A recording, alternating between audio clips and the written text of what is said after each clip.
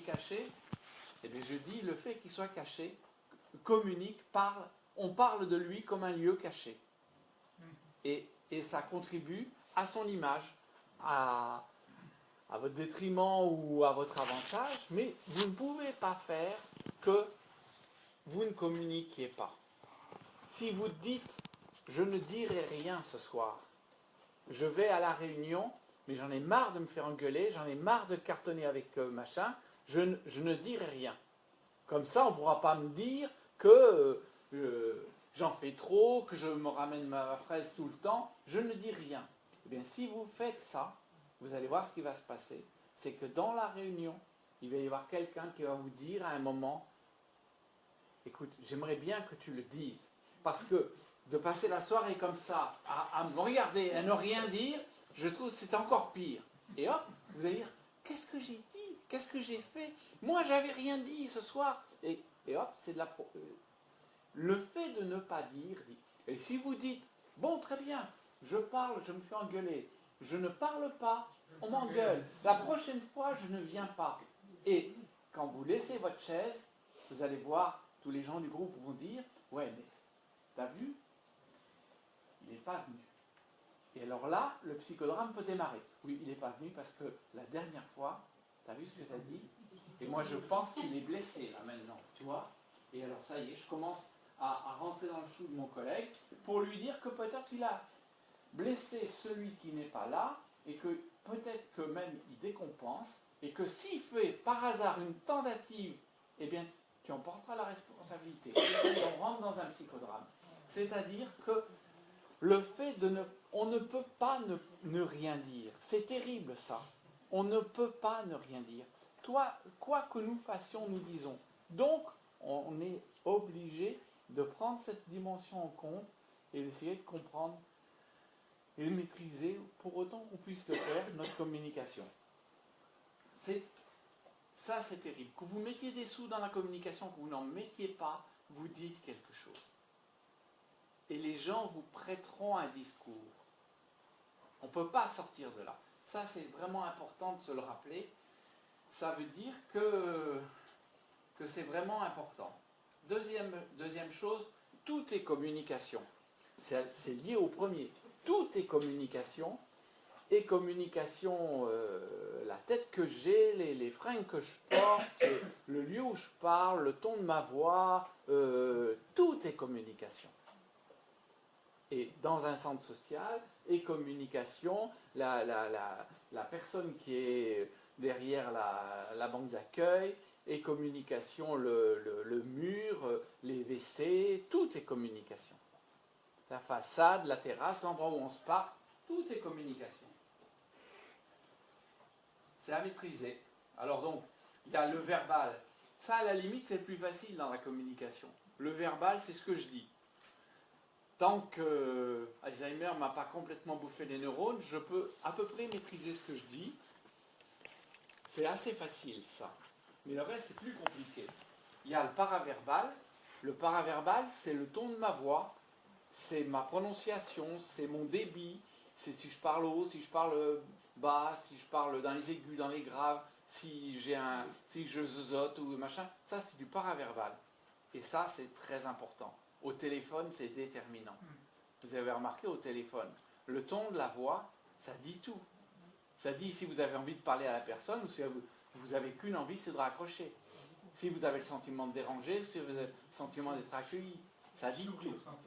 Le sourire téléphone, tout ça. C'est déterminant, ça, le ton de la voix. Et dans les métiers de relations comme les nôtres, quand vous recevez des gens, le ton de la voix est déterminant. Si vous faites « oui, c'est moi », les gens disent « bon, très bien, au revoir, salut, on t'a vu ».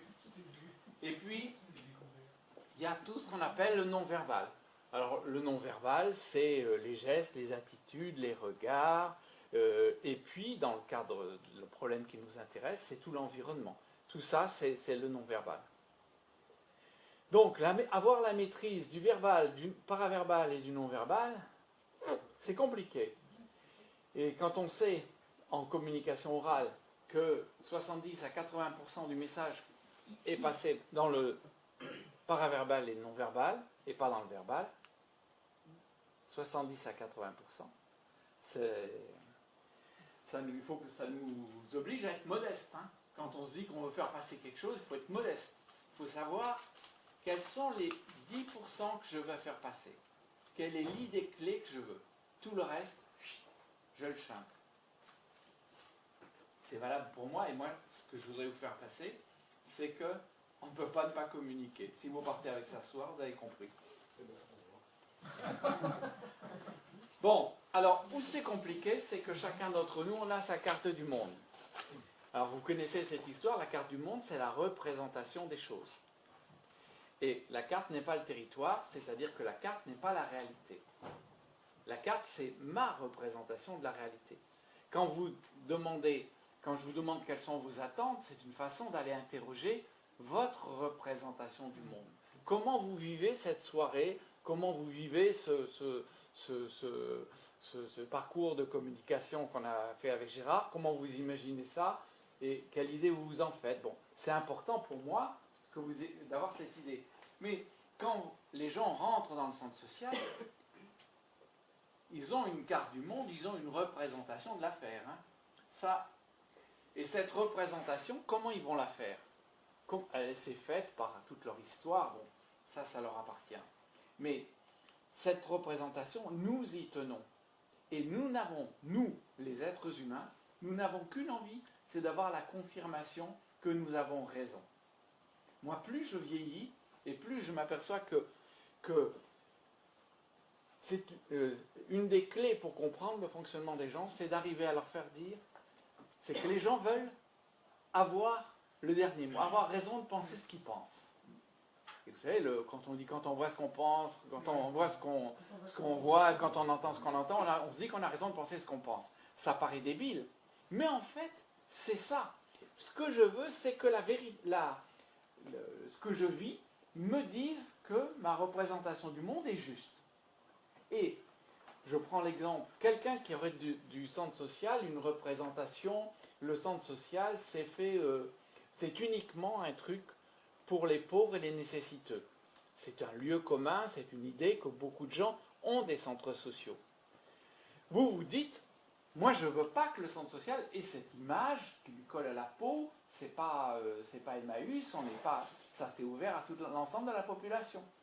Vous faites des efforts pour montrer que ça fonctionne comme ça. Le type qui a dans la tête l'idée que ça n'est que pour les pauvres et les nécessiteux, quand il va rentrer, il va sélectionner parmi ce qu'il voit, il va sélectionner uniquement ce qui lui donne raison, de façon à en arriver à la conclusion, oui, c'est bien ça, Donc, ça, le processus de sélection, c'est un processus qui va vous rendre enragé. Quand une personne ne choisit ça, donc elle rentre dans le centre, elle aperçoit quelqu'un qui a l'air d'être en difficulté, elle fait l'impasse sur tous les autres et elle va focaliser sur cette personne-là. Elle va dire, c'est bien ce que je pense. Les centres sociaux, c'est fait pour les gens qui sont un peu largués, un peu mal dans leur peau. Et il repartira en disant, j'ai bien raison de penser ce que je pense. La personne fait ça, mais moi je fais ça, et vous faites ça aussi. On fait tous ça. On choisit dans la réalité ce qui nous donne raison. Ce qui conforte. Parce que ça fait quand même plaisir de se dire que, bon an, mal an, on a quand même raison. C'est moi qui ai raison. Et on fait tous ça. Donc, quelqu'un qui sélectionne, n'essayez pas de lui montrer qu'il a tort d'avoir vu ça. La seule question astucieuse que vous puissiez faire, c'est lui dire, est-ce que tu n'as vu que ça? Il ne faut pas lui dire, tu as vu ça, mais ce n'était pas ce qu'il fallait voir. Ce que l'on a tendance à faire, c'est ce qu'on va lui dire. Mais tu n'as pas vu ça, on va lui faire un reproche. Et là, la personne va s'arc-bouter sur sa position, et elle va vous rentrer dedans. Et vous allez rentrer en conflit. Donc, vous lui dites, ok, tu as vu ça effectivement, et est-ce que tu n'as vu que ça? Et hop, la personne peut ouvrir. On a un deuxième processus, c'est la généralisation, c'est de faire, j'ai vu une fois que je n'ai pas eu la réponse à ma question, comme je pense que les gens sont incompétents, et que plus les gens sont incompétents, j'en déduis que tous les gens sont incompétents. Je généralise et j'en fais tous les centres sociaux, c'est pareil. Celui qui est à côté de chez moi, il fonctionne comme ça. Tous les centres sociaux sont comme ça. Puis d'ailleurs, les travailleurs sociaux sont comme ça. Et les bénévoles qui travaillent avec les centres sociaux, c'est comme ça. Hop, je généralise. Tout le monde fait ça. Et là, au passage, quand quelqu'un fait ça, vous n'avez qu'une envie, c'est de rentrer dans l'art, parce que vous dites c'est de la mauvaise foi. Et là, la question qu'il faut lui poser, c'est ce que tu as vu, est-ce que c'est vrai tout le temps? Est-ce que c'est vrai partout? Tout le temps, partout. C'est-à-dire qu'il faut renverser, il faut poser une question. Et puis, la troisième, c'est la distorsion. J'ai une idée dans la tête, eh bien je vais m'arranger, je vais transformer la réalité pour qu'elle conforte ce que je pense. J'ai une représentation des centres sociaux qui c'est comme ça. Même si je suis confronté au fait que ça n'est pas ce que je pense, je vais le transformer pour arriver à me dire, en fait, tu as raison, c'est comme ça. Et donc, quelle question, quand quelqu'un distord la vérité, la réalité, posez-lui la question, qu'est-ce qui te fait dire que? À quoi vois-tu que? Les femmes sont ceci, etc. Au lieu de dire, mais tu sais, il y a des femmes qui ne pas. Ça ne sert à rien. La personne, elle reviendra toujours en boucle sur son truc. Vous lui dites, ok, tu penses que les femmes sont machin, qu'est-ce qui te fait dire que? Et le type va dire,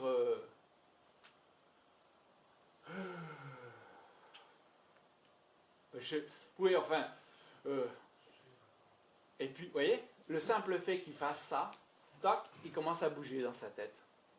Il se dit, en fait, c'est vrai, c'est une idée que j'ai, mais c'est peut-être pas si évident que ça.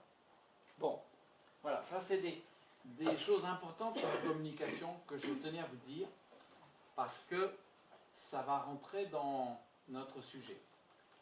Autre chose sur la communication, c'est que la communication est un besoin, et un besoin vital. Bon, je n'ai pas le temps de vous parler des signes de reconnaissance, mais le lieu dans lequel vous accueillez les gens est un signe de reconnaissance. Si vous recevez les gens dans une salle qui est dégueulasse, qui est moche, qui est truc, les gens vont dire, mais tu me prends pourquoi? Pourquoi tu me reçois comme ça? Le lieu dans lequel on reçoit les gens, et c'est pour ça que les centres sociaux, le bâtiment, l'organisation de l'espace est importante, parce que c'est un signe de reconnaissance. C'est-à-dire, ça veut dire, je te prends pour quelqu'un d'important et je t'accueille comme chez moi, d'une façon honorable. Et chacun d'entre nous, on a besoin de signes de reconnaissance. Et vous savez, bon, c'est connu, vous savez qu'un bébé qui est privé de signes de reconnaissance, c'est un bébé qui petit à petit se laisse mourir. Signes de reconnaissance, verbaux, non-verbaux, corporels, c'est-à-dire tout ce qui prouve à l'autre, je te reconnais comme un être humain et je m'intéresse à toi et je t'aime en tant qu'être humain et tu es important en tant qu'être humain. C'est fondamental. Et dans un lieu comme les centres sociaux, quand les gens rentrent, ils n'attendent pas ce qu'ils veulent, ce n'est pas des informations sur à quelle heure c'est. Ça, le problème est déjà résolu. Ce qu'ils veulent d'abord, c'est qu'il y ait un lieu dans lequel on leur dise « Tu es une personne humaine, je te reconnais, je t'aime comme une personne humaine et je te prends au sérieux. » C'est la première chose. D'où l'importance du regard, d'où l'importance de la disponibilité de la personne qui est à l'accueil pour dire à l'autre, même si elle est occupée, même si elle n'est pas disponible, je sais que tu es là et c'est important pour moi que tu sois là, je t'accueille. C'est fondamental. Cette histoire des signes de reconnaissance, c'est la chose la plus importante. Parce que tous les comportements humains, ils ne visent qu'à la recherche de signes de reconnaissance. Parce que quand on n'en a pas, on en crève. Je vous disais ça pour le bébé, mais c'est vrai pour les retraités. Vous savez très bien que les courbes de mortalité des gens qui arrêtent, c'est pas pour toi Gérard que je le dis, mais Vous savez qu'il y a une augmentation de la mortalité dans l'année qui suit la retraite parce que les gens décompensent, ils déstructurent leur vie. Tout ce qui leur apportait des signes de reconnaissance, c'est le boulot. Qu'on lui disait bonjour monsieur, etc., tu existes, bonjour madame. À partir du moment où on perd ça, on en crève. C'est pas une métaphore. On en crève. Alors après, les gens rentrent dans des processus. Souvent, ils font un infarctus ou un cancer ou un truc comme ça. Alors après, il y a les professionnels du signe de reconnaissance. Mon infirmière vient me voir tous les matins. Elle me fait une prise de sang. Elle est sympa, Suzanne, cette infirmière. Je préférais un peu Nadine qui venait avant. Et hop, ça y est, j'établis des rapports et je participe de la société en faisant ça. Mais c'est cette notion de signe de reconnaissance. Pensez, quand vous posez des questions, dites-vous ce qui va donner l'impression à l'autre que je le reçois comme quelqu'un d'important. C'est fondamental. C'est ça que les gens viennent chercher chez vous.